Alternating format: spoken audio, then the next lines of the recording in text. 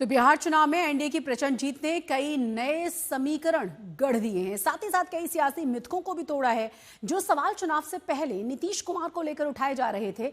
इस अविश्वसनीय जीत के बाद नीतीश ने सारे सवालों के जवाब दे दिए हैं। हालांकि सबसे बड़ा मुद्दा नीतीश के मुख्यमंत्री पद की दावेदारी को लेकर था, जिस पर आज तमाम सहयोगी दलों ने समर्थन में मुहर लगा दी है। चिराग पासवान और संतोष मांझी ने नीतीश से पटना में मुलाकात की और खुलकर कहा कि नीतीश को ही सीएम बनना चाहिए। एक और साथी उपेंद्र कुशवाहा ने भी नाम पर सहमति जताई है। अब देखना यह होगा कि ताजपोशी की क्या तारीख तय की जाएगी, लेकिन उससे पहले आज हम आप चर्चा करने जा रहे हैं कि नीतीश की जीत के क्या क्या मुख्य कारक रहे हैं।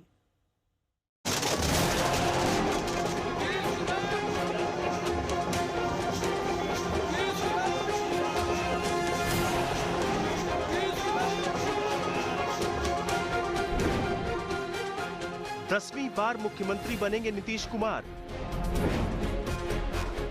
बदली बदली नजर आएगी बिहार की सरकार। सारी सियासी आशंकाएं ध्वस्त हो चुकी हैं।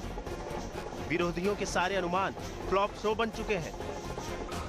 सोच से परे और समीकरणों से आगे बिहार के नतीजों ने एनडीए को डबल सेंचुरी के पार पहुंचा दिया। तो एक बार फिर नीतीश कुमार का कद सियासत के आसमान को छू रहा है।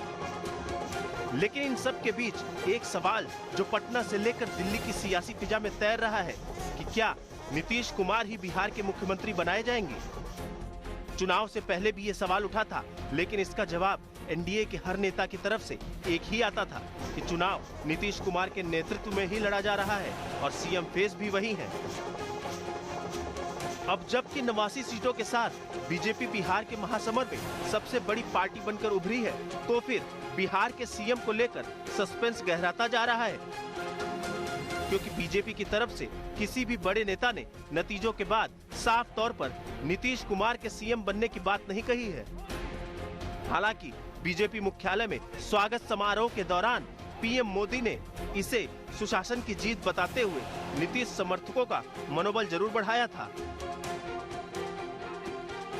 आज सिर्फ एनडीए की विजय ही नहीं हुई है, ये लोकतंत्र की भी विजय है। भारत के लोकतंत्र पर भरोसा करने वालों की भी विजय है। इस चुनाव ने भारत के चुनाव आयोग पर जनता के विश्वास को और मजबूत किया है। एनडीए का हिस्सा रहते हुए भी बिहार में कानून व्यवस्था पर सवाल उठाने वाले चिराग पासवान प्रचंड जीत के बाद नीतीश कुमार से मिलने पहुंचे और उन्हें बधाई दी। इस मुलाकात के बाद उन्होंने पत्रकारों से बातचीत में नए सीएम को लेकर कोई राय नहीं रखी, लेकिन जब आज तक ने उनसे खास बातचीत की तो सुनिए इस बारे में उनका क्या कहना था।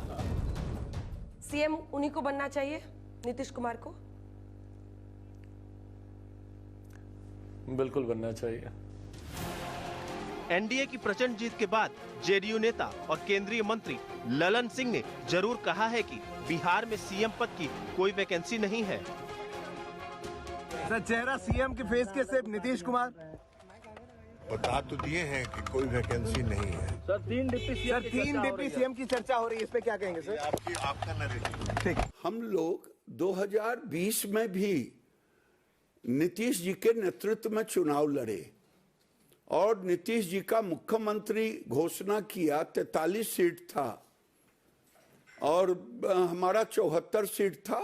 हमने माना। इस बार भी अमित शाह जी ने कहा न बिहार में मुख्यमंत्री का पद खाली है और न दिल्ली में पीएम का पद खाली है, तो हम माने हैं उन्हीं के नेतृत्व में सरकार बनेगी।